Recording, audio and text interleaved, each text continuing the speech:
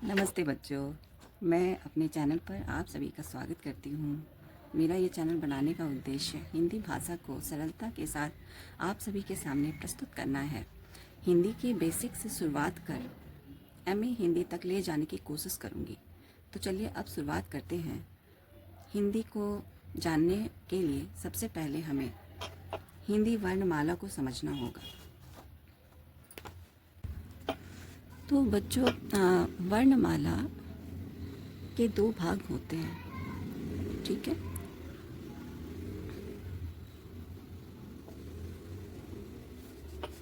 पहला भाग होता है स्वर वर्ण, और दूसरा भाग होता है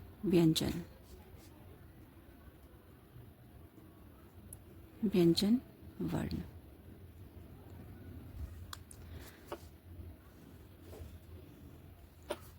तो इसमें सबसे पहले हम स्वर वर्ण के बारे में जानेंगे।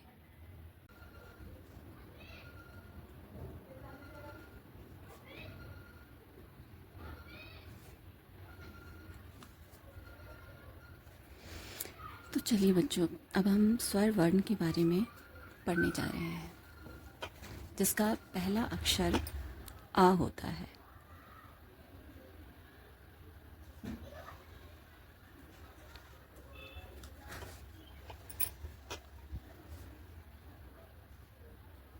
फिर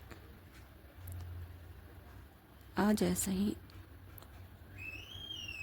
बनाते हैं और उसमें एक डंडी लगाते हैं, बस ये हो गया आ।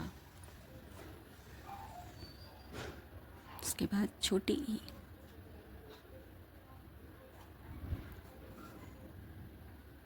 ये है बड़ी ई।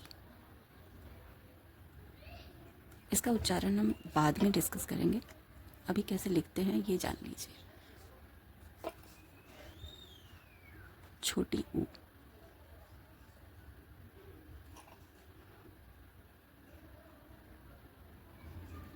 ये है बड़ी ऊ।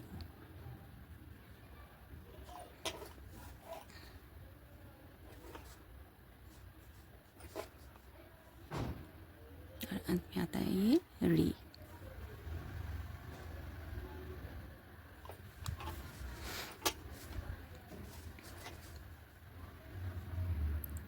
फिर ए,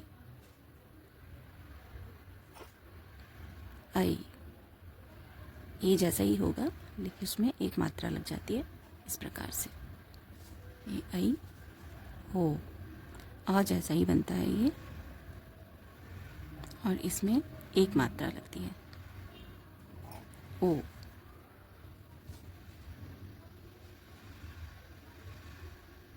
ये है औ, ए आई ओ औ। इस ओ में एक मात्रा, औ में दो मात्रा।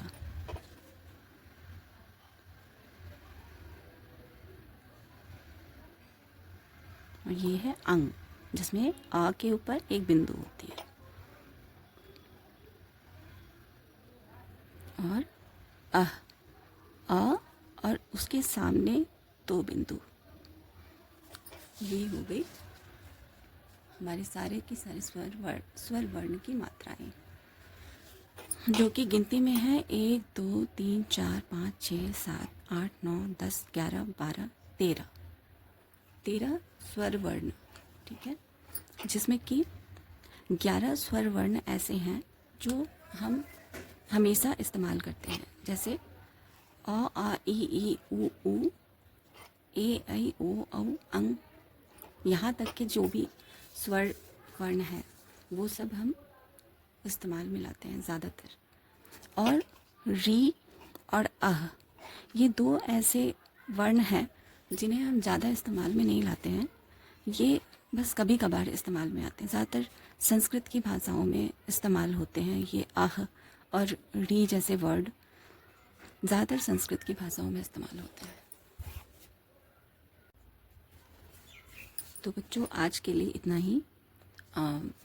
इसके आगे हम व्यंजन वर्ण के बारे में अपने नेक्स्ट पार्ट में पढ़ेंगे, ठीक है।